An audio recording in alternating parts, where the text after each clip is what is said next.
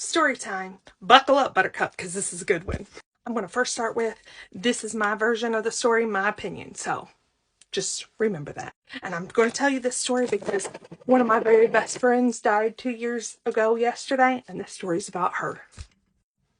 So 2 years ago yesterday, about 7 o'clock p.m., I had a girlfriend that I hadn't talked to in probably couple years, probably 4 years since, and she lived in the same town that this girl that died lived in, and we all lived and went to the same church. So when she called me, I took her phone call. So when this girlfriend called me, she said, "Hey, I just want to give you the heads up, so and so died today." And I was in a state of shock. I said, "Oh, okay, give me the details." She said, "Well, I don't have many, but this is what I do know. She and her family, because it's Martin Luther King Jr. weekend, whatever, they went, we all live here in Arizona, went rock rappelling.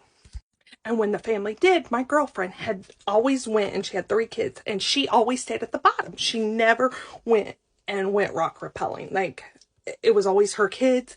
Well, for some reason that day, she decided to go rappelling. But on this day, for some reason, my friend decided to go, and they had extended family in town, and so she goes. Nobody's at the bottom to catch her like she did all her kids, but her husband got her hooked up, and she went, and she was about 60% down, and he turned his back, and all of a sudden, the story is, she's on the bottom, landed, hit hard, whatever. Now, talking to her kids, her one and only daughter, pretty traumatizing to hear her side of the story. So if you're like me, I'm sure you have a lot of questions. How is she okay going 60% down, and then all of a sudden everybody turns their back and she's on the ground? Still to this day, there's no answers. All we know is she went rock rappelling. So, I'm sorry for her 3 kids and her husband. She passed away that day, internal bleeding, whatever. Okay?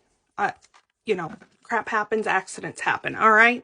Well, my question is, he's now remarried. He got remarried to one of her best friends less than 8 weeks later, collected about $1 million in life insurance, and had a GoFundMe page. Shortly after she died, he was on Facebook trying to sell everything that they had, and he was moving in the new wife's house.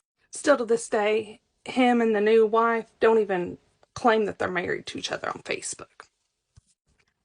Tell me you're suspicious without telling me you're suspicious. Okay, 2 years later, I want to read the incident police report because I got a lot of questions. And to my sweet friend, may you rest in peace. We'll meet again on the other side. And now, I need your thoughts and opinions on this story. Do you want more details about this girlfriend of mine that we met when we lived in Idaho?